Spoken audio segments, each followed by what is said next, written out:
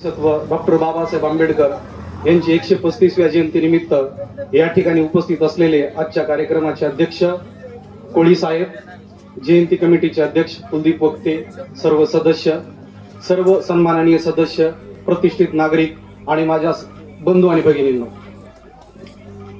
जगाला शांतीचा आणि भारताला क्रांतीचा संदेश देणारे महाकारुणिक तथागत भगवान गौतम बुद्ध, सोए हुए लोगों को जगाने के लिए जिन्होंने दोहे लिखे ऐसे संत कबीर, हजारों साल पहले जिसने जम्बूद्वीप में खून की नदियां बहाई थी, अफसोस हुआ था उस सम्राट अशोक को जिसने अपनी बाकी की जिंदगी बुद्ध के कदमों पर झुकाई थे, असे सम्राट अशोक. बहुजन समाजातल्या माणसाचा माथा ठिकाणावर यावा म्हणून गाता लिहिणारे संत तुकाराम महाराज, स्वतःच्या अंगावर चिंध्या लिहून प्रबोधनाचं सोनं वाटणारे संत गाडगे बाबा, कृष्णा भास्कर कुलकर्णीचा शिरछेद करून मनुस्मृतीच्या चिंधड्या उडविणारे छत्रपती शिवाजीराजे भोसले, लोकराजा राजर्षी शाहू महाराज, भटशाहीचा कर्दनकाळ ज्योतिबा फुले, स्त्री शिक्षणाच्या उद्गात्या माता सावित्रीबाई फुले, माता रमाई, 1.5 दिवस शाळेत जाऊन प्रतिभेचा हिमालय गाठणारे साहित्य सम्राट लोकशाहीर अण्णाभाऊ साठे, येथील मूळ निवासी भारतीयांना गळ्यात मडकेन कमरेला झाडू बांधून जीवन जगण्याचा संदेश देणाऱ्या मनुस्मृतीला समतेच्या आगीत भस्म करणारे आणि जमिनीने नाकारलेल्या लेकरांना आणि आभाळाने नाकारलेल्या पाखरांना उद्याच्या जगाचे सामर्थ्य प्रदान करणारे परमपूज्य बोधिसत्व भारतरत्न डॉक्टर भीमराव रामजी आंबेडकर तथा डॉक्टर बाबासाहेब आंबेडकर यांच्या प्रतिभेला, विचाराला आणि कार्याला अभिवादन करतो. पैदा न होता वो मसीहा तो ये खुशियों का सिलसिला नहीं होता, पैदा न होता वो मसीहा तो ये खुशियों का सिलसिला नहीं होता, बेरंग रहती है जमीन और आसमां का रंग नीला नहीं होता, बेरंग रहती है जमीन और आसमां का रंग नीला नहीं होता, भारत तो कब का कंगाल हो जाता यारो, गरी से भीम जैसा हीरा मिला नहीं होता, गरी से भीम जैसा हीरा मिला नहीं होता. बाबासाहेबांचे पंजोबा हे सैन्यामध्ये शिपाई होते, त्यामुळे बाबासाहेबांचे वडील रामजी बाबा यांचं सैन्यामध्ये शिक्षण झालं. ते पुढे सैन्यामध्ये सैनिकी शिक्षक आणि मुख्याध्यापक देखील झाले. बाबासाहेबांचे वडील रामजी बाबा हे मध्य प्रदेशातील महू या ठिकाणी सैन्याच्या कामावर होते. 14 एप्रिल 1891 साली मध्य प्रदेशातील महू या ठिकाणी माता भीमाबाई यांच्या पोटी बाळाचा जन्म झाला. बाळाचं नाव ठेवलं भीमराव. त्यांना लाडाने भीम, भिवा, भीम असंही म्हणत असत. रामजी बाबा रिटायर झाल्यानंतर त्यांनी दापोली कॅम्प तिथं ते राहायला गेले आणि तिथं त्यांनी बाळ भीमाला अक्षर ओळख करून दिले. काही काळानंतर ते सातारा इथं राहायला गेले. तेव्हा जातीयता प्रचंड टोकाची जातीयता होती. म्हणजे माणसं मुंगीला साखर घालायचे, माणसांना पशु देव दिसायचा, माणसांना दगडात देव दिसायचा, पण माणसांना रक्ता मासाच्या हाडा मासाच्या माणसामध्ये माणूस दिसत नव्हता. अशी परिस्थिती तेव्हा होती. 7 नोव्हेंबर 1900 साली प्रथमतः बाबासाहेबांना पहिलीमध्ये प्रवेश मिळाला आणि तिथं ते 4थी पास झाले. त्याच्यानंतर रामजी बाबाला असं वाटलं की आता आपण मुंबईला गेलं पाहिजे आपल्या लेकरांच्या शिक्षणासाठी, आणि म्हणून ते मुंबईला नंतर गेले. त्यांना तिथं एलिफन्स्टन विद्यालयामध्ये प्रवेश मिळाला. जरी त्यांना एलिफन्स्टन विद्यालयामध्ये प्रवेश मिळाला असला तरी हे जातीयता प्रचंड होती. त्यांना वर्गात बसण्याची परवानगी नव्हती. त्यांना वर्गाच्या बाहेर बसावं लागायचं. इतर विद्यार्थ्यांपासून दूर त्यांना बसावं लागायचं. तिथं पाण्याच्या भांड्याला स्पर्श करण्याची परवानगी त्यांना नव्हती. शिपाईवरून पाणी ओतायचा तेव्हा बाबासाहेबांना प्यावं लागायचं. जर शिपाई नसला तर दिवसभर बाबासाहेबांना तहानेनं व्याकुळ राहावं लागायचं. अशाही परिस्थितीमध्ये बाबासाहेब शिकले आणि 1907 साली मॅट्रिकची परीक्षा पास झाली. आता बरेच जणांना असं वाटलं मॅट्रिकची परीक्षा, पण तेव्हा मॅट्रिकची परीक्षा पास होणं ही काही साधी गोष्ट नव्हती. एखाद्या अस्पृश्य जातीतील विद्यार्थ्यांना मॅट्रिकची परीक्षा पास होणं हे अतिशय दुर्लभ होतं आणि त्यामुळे त्यांचा सत्कार करण्यात आला, जाहीर सत्कार करण्यात आला. सत्काराला होते केळुसकर गुरुजी. केळुसकर गुरुजींनी त्यांना बुद्धाचं चरित्र भेट म्हणून दिलं. तेव्हा पहिल्यांदा बाबासाहेबांना बुद्धाची ओळख झाली. त्याच्यानंतर आता मॅट्रिकचं पास झाले, पण मॅट्रिकच्या नंतर करायचं का असा प्रश्न होता आणि म्हणून रामजी बाबांनी केळुसकर गुरुजीला भेटले. केळुसकर गुरुजींनी बडोद्याचे महाराज सयाजीराव गायकवाडांकडे गेले. सयाजीराव गायकवाडांनी 25 रुपये प्रतिमा शिष्यवृत्ती बाबासाहेबांना दिली आणि बाबासाहेबांचा एलिफन्स्टन महाविद्यालयामध्ये प्रवेश झाला. या एलिफन्स्टन महाविद्यालयामध्ये बाबासाहेबांनी बीएची परीक्षा पास केली, पण आता करायचं काय? बीएची परीक्षा पास झाले आणि म्हणून त्यांनी बडोद्याच्या नोकरी करण्याचं ठरवलं. पण हे रामजी बाबाला मान्य नव्हतं आणि रामजी बाबांचं आजारामुळे निधन झालं. पुन्हा बाबासाहेब सयाजीराव गायकवाडांना भेटले आणि सयाजीराव गायकवाड महाराजांनी त्यांना विलायतेला त्यांना शिष्यवृत्ती मंजूर केली आणि बाबासाहेब अमेरिकेतल्या कोलंबिया विद्यापीठामध्ये गेले. तिथं त्यांनी मन लावून अभ्यास केला, रक्ताचं पाणी केलं, हाडाची काळं केली, रात्रीचा दिवस केला आणि बाबासाहेबांनी त्या ठिकाणी MA अर्थशास्त्राची पदवी मिळाली आणि PhD चा प्रबंध लिहिला. हा PhD चा प्रबंध त्यांनी सयाजीराव गायकवाडांना अर्पण केला आणि त्यांना असं वाटलं की आता दुसरे शिक्षण आपण घेतलं पाहिजे म्हणून ते London school of economics and political science या ठिकाणी त्यांनी प्रवेश घेतला आणि त्याचबरोबर बॅरिस्टर ऍट लॉला देखील त्यांनी प्रवेश घेतला. पण त्यांची शिष्यवृत्तीची कालमर्यादा संपल्यामुळं त्यांना भारतामध्ये परत यावं लागलं आणि भारतामध्ये परत आल्यानंतर बाबासाहेब बडोदा संस्थानामध्ये नोकरीला गेले. एवढे उच्च विद्या अलंकृत बाबासाहेब, पण बाबासाहेबांना तिथेही जातीय भेदभावाचा सामना करावा लागला. बाबासाहेबांना राहायला रूम मिळाली नाही बडोदे संस्थानामध्ये. आजही आपण बघतो की अनेक ठिकाणी जातीवरून राहायला भाड्याने रूम मिळत नाही.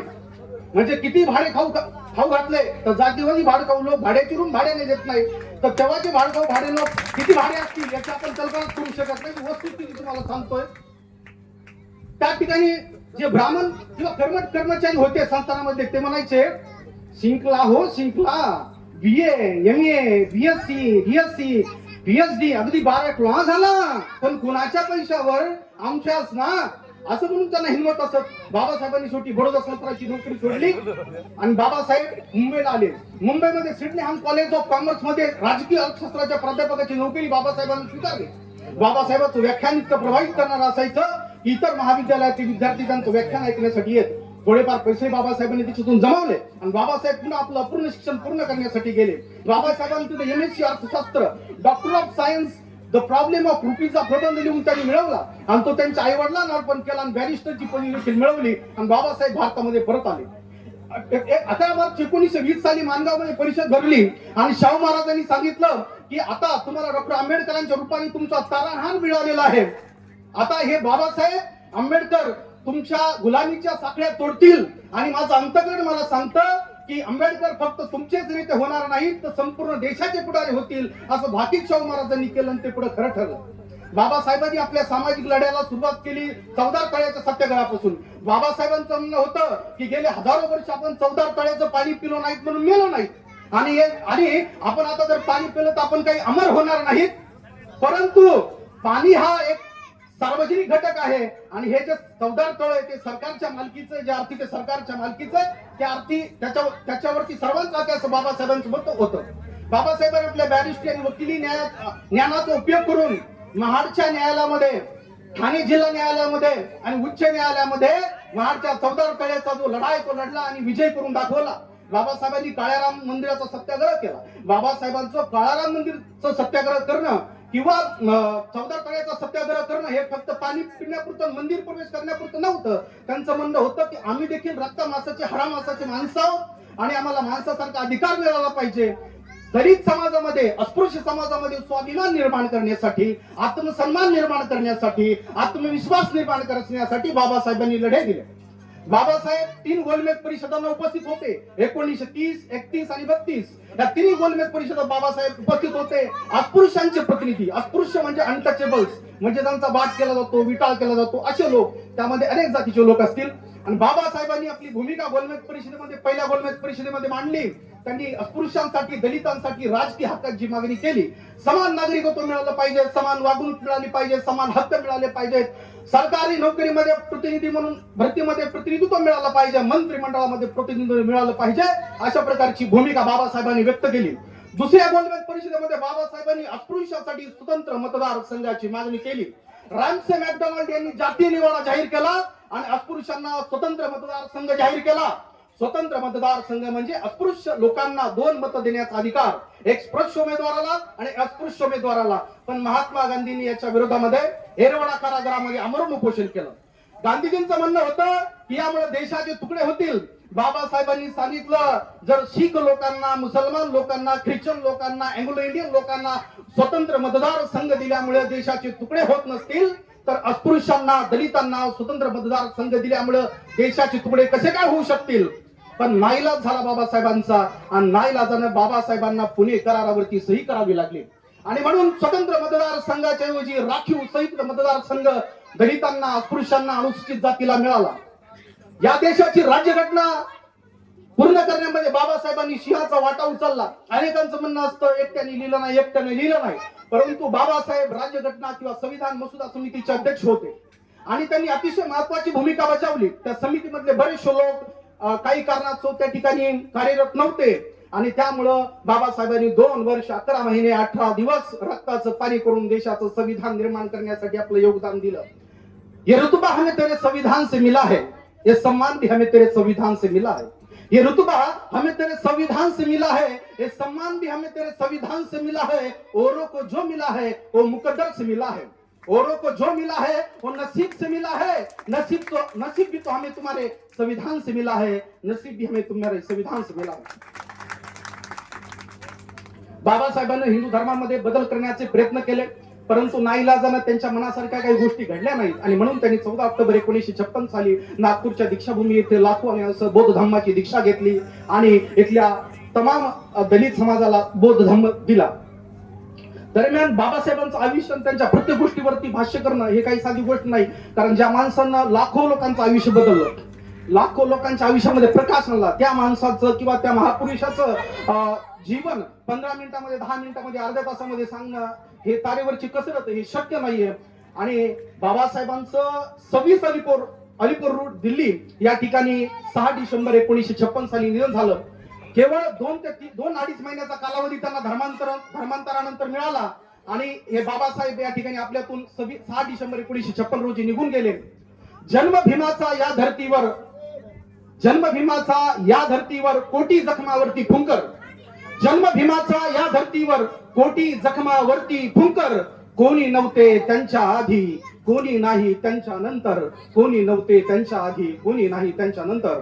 एवढे बोलून या ठिकाणी माझे 2 शब्द संपवतो. जय भीम, जय भारत.